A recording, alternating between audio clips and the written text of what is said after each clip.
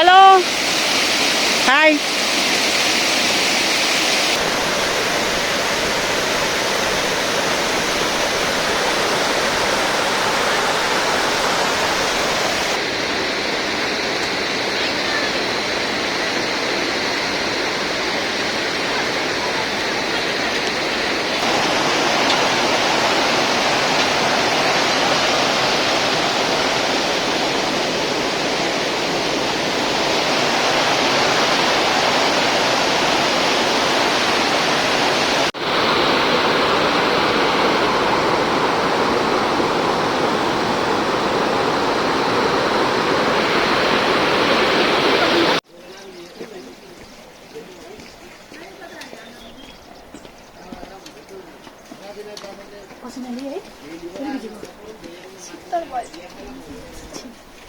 कहाँ रह्यो खेम्दी खेम्दी आइपुग्यौँ हामी खेम्दी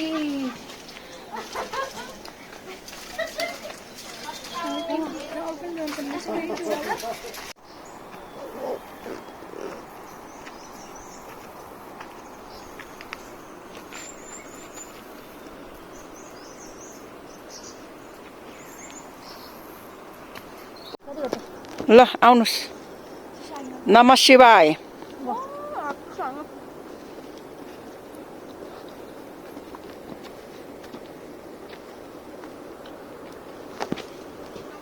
हामी यहाँ बल्ल देउराली आइपुग्यौँ 5:30 भएको छ समय आजको हाम्रो यहाँ विश्राम यतै हुन्छ जस्तो छ आज यहाँ बसेर भोलि बल्ल हाम्रो यात्रा सुरु हुन्छ यहाँ कस्तो मिठो हिमाल देखिएको छ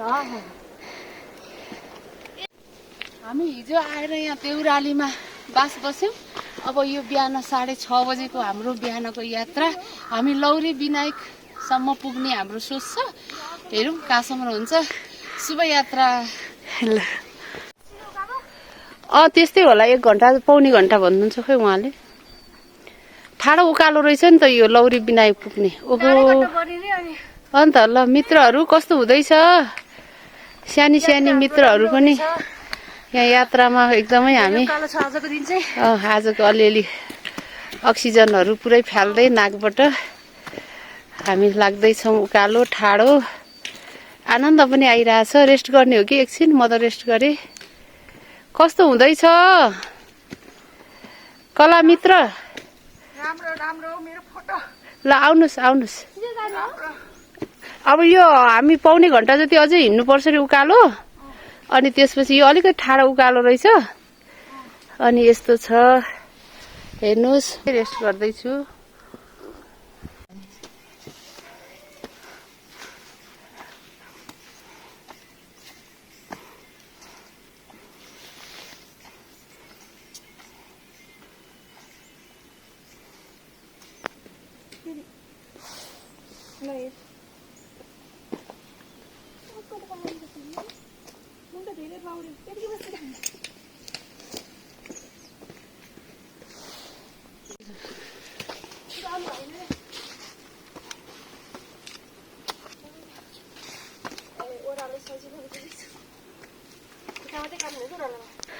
हामी धिम्सा आयौँ यहाँ 1.5 घन्टामा तल देउरालीबाट धिम्सा आहा धिम्साको यात्रा मिठो यहाँ घोडाहरू पनि रहेछ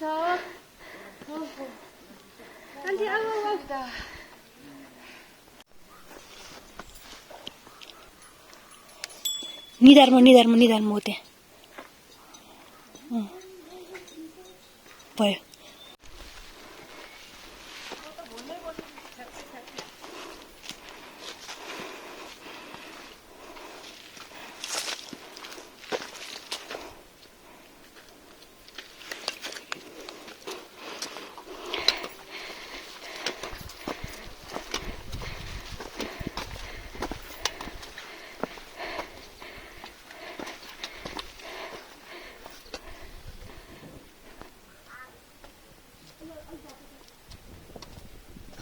गुड भरे स्पेस छ होला नि भरे फेरि पुग्दैन नि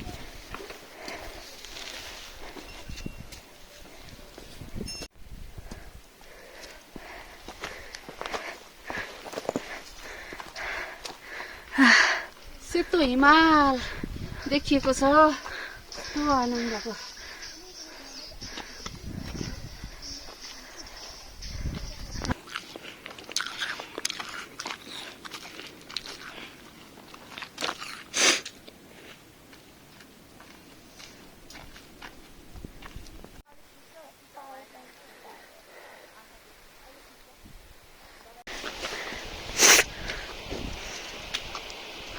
कस्तो आनन्द आइरहेछ।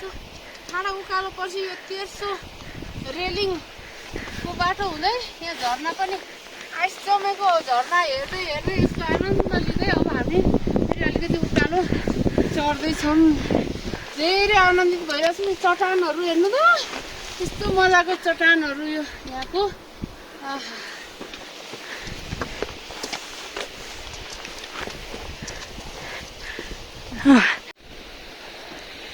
हामी अहिले यो सरस्वती कुण्ड आइपुग्यौँ। यहाँ तल कुण्ड रहेछ सरस्वती कुण्ड। अब भैरव कुण्ड आउँछ। यो यात्रा निरन्तर चलिरहेछ। यहाँ चट्टान कत्रो कत्रो चट्टान। बाफ्रे कालो कालो ढुङ्गा। यस्तो आनन्द फिल भइरहेछ जे होस् हिँड्दाखेरि।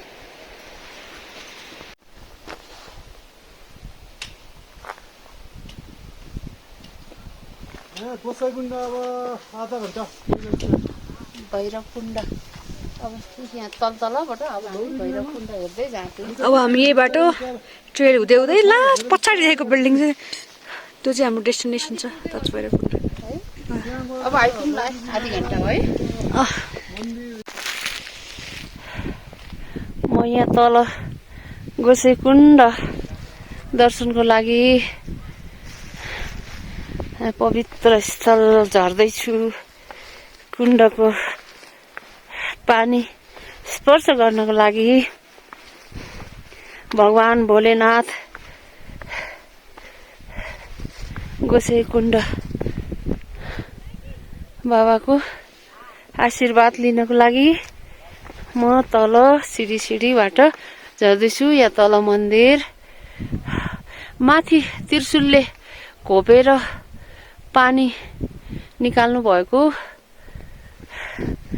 महादेवले त्यो कुनामा हो। यस्तो यस्तो यस्तो पवित्र स्थल। यहाँको मौनता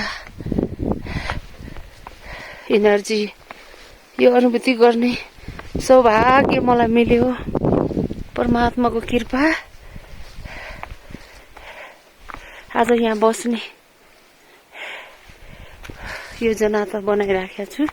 के हुन्छ यहाँ साथीहरूसँग सल्लाह गर्दै अब यहाँ एकछिन ध्यानस्थ हुँदै ध्यानमा पनि बस्ने छु र यहाँको ऊर्जाको अनुभूति गर्नेछु। हेर्नुहोस् त यस्तो राम्रो कञ्चन।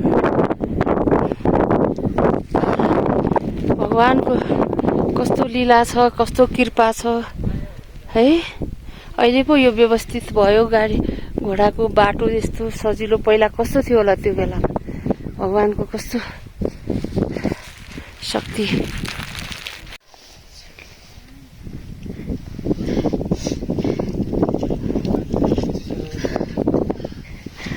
सक्रामै चिसो हुन्छ।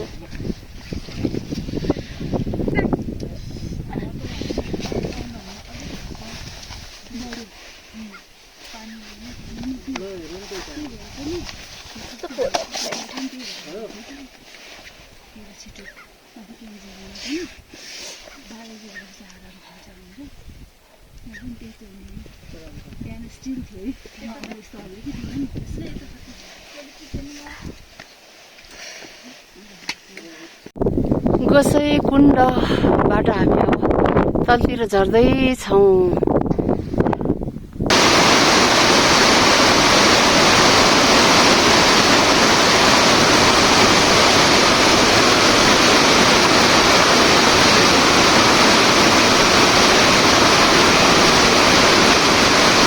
गोसाइकुण्डको यात्रा पुरा गरेर अब धुन्चे बजार झर्दैछौँ।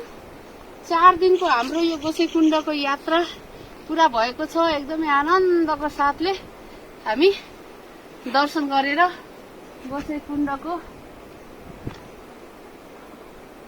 क्रस गरेर हामी तल जाँदैछौँ